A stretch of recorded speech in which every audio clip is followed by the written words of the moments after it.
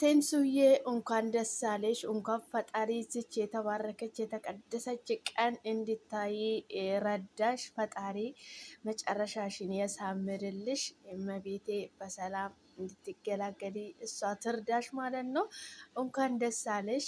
ፈጣሪ የሚወደውን ነው በልጅ የሚባርከውና የምር በጣም ነው ደስ የሚለው። እንግዲህ አላዘርም ፈጣሪ ልቦና ሰጥቶክ ወደ ትዳርክ ተመልሴ በሰላም የምትኖሩ ያደርግክ ማለት ነው።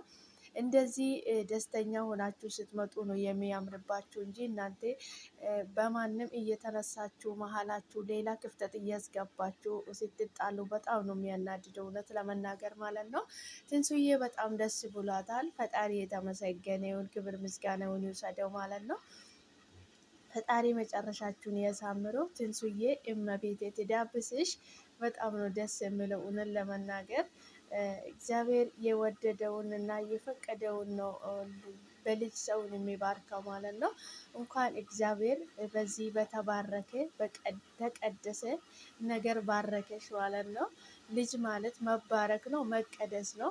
እግዚአብሔር የተመሰገነ ይሁን የኔ ውድ የኔ መልካም፣ በጣም ነው የምወድሽ የማከብርሽ። እግዚአብሔር ምን ጊዜም ከተበደሉ ሰዎች ጎን ነውና እግዚአብሔር መጨረሻሽን ያሳምርልሽ። እመቤቴ ከአንቺ ጋር ትሁን። በጣም ነው ደስ የሚለው። ትንሱዬ በጣም ደስ ብሎሻል። ብቻ ስለ ሁሉም ነገር እግዚአብሔር ይመስገን።